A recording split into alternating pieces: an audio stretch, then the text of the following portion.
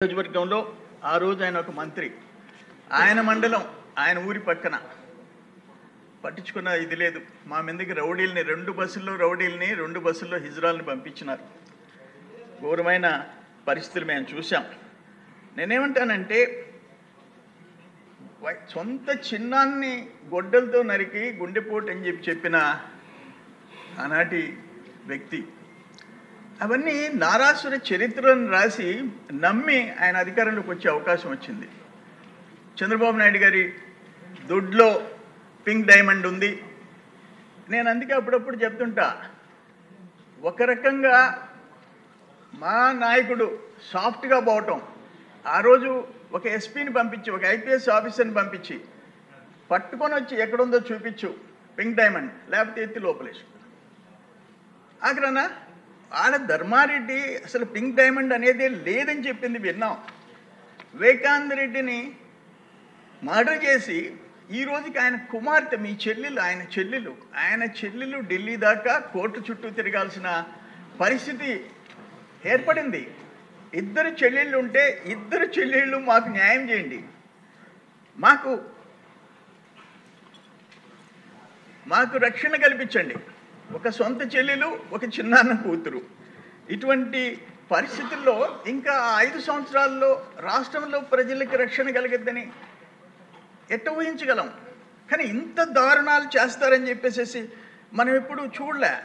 ఇప్పుడు మా దగ్గర వెంకటాచలం సర్వేపల్లి కాన్స్టిట్యున్సీలో ఒక సబ్ ఇన్స్పెక్టర్, ఒక ఉదయగిరి నారాయణని లాకప్ డెత్ చేస్తే నేను ఢిల్లీకి పోయి ఎస్సీ కమిషన్ వాళ్ళు తీసుకొని వచ్చి అక్కడ ఆ భార్య ఈరోజు ఉద్యోగం చేస్తుంది.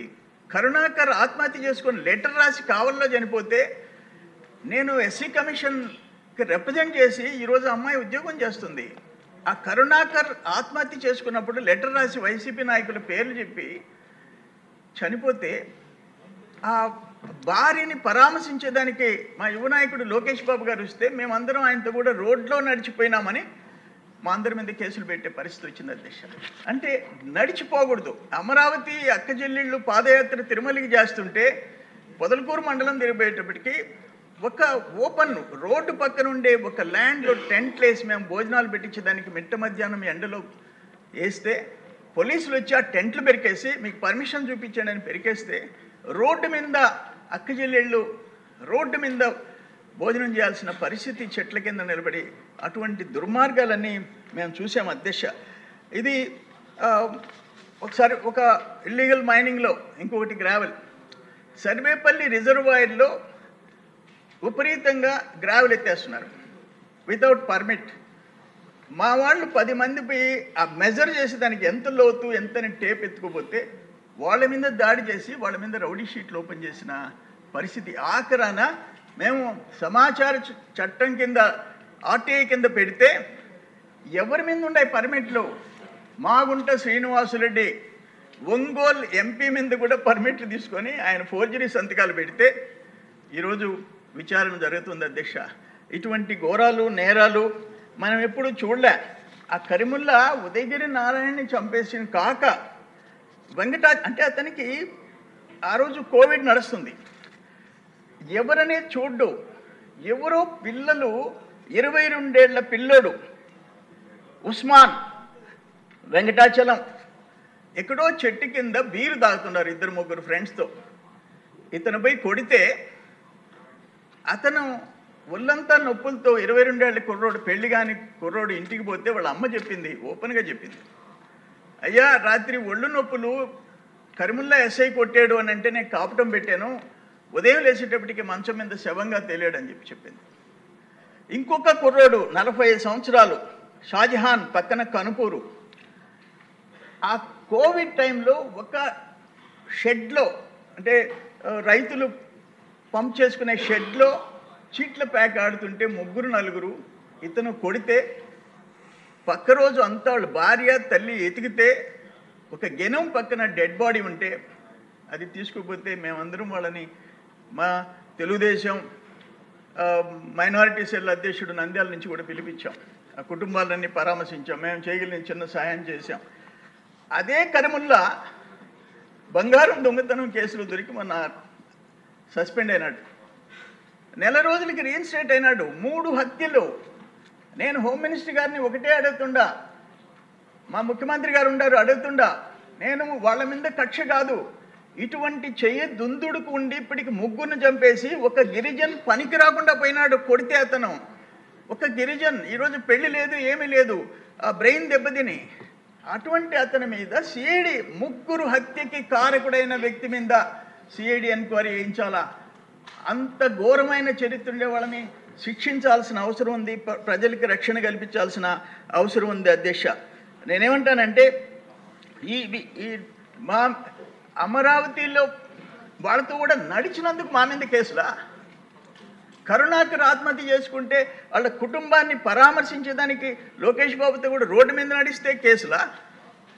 18 కేసులా? ఆఖరణ మేము ఉన్న ఆస్తులు అమ్ముకుంటే 2 ఎకరాల 30 సెంట్లు నేను ఊళ్ళోళ్ళ పొలం అమ్మేనని నా మీద 40 కేసా?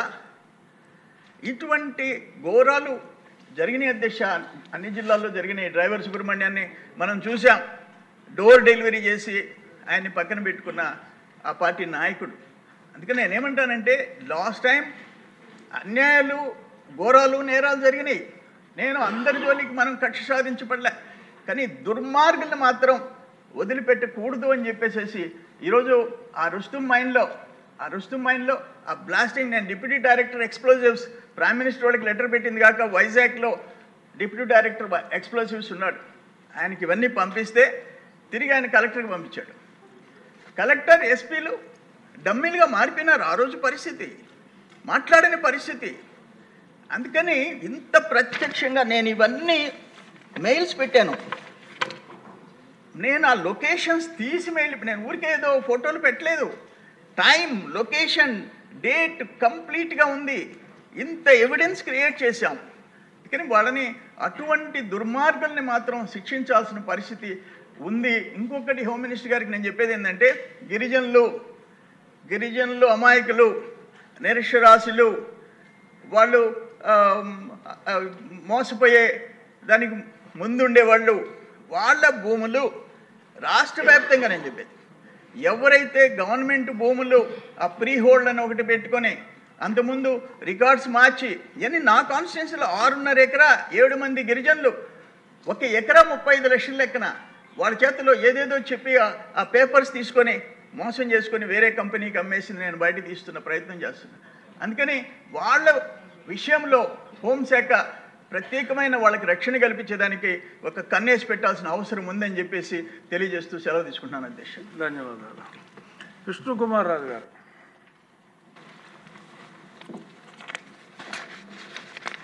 అధ్యక్ష, ఈరోజు మాట్లాడటానికి అవకాశం ఇచ్చినందుకు మీకు ధన్యవాదములు అధ్యక్ష. అధ్యక్ష, క్రిందటి ప్రభుత్వంలో ఏ విధంగా దారుణాలు, దుర్మార్గపు పనులు అందరికీ తెలుసున్న విషయం. ఆఖరికి మీకు బాగా ఎక్కువ తెలుసు అందరికంట. అట్లాగే మాచర్ల ఎమ్మెల్యే గారు, వారికి కూడా పూర్తిగా తెలుసు. అధ్యక్ష, అందరికీ తెలుసున్న విషయం, వివేక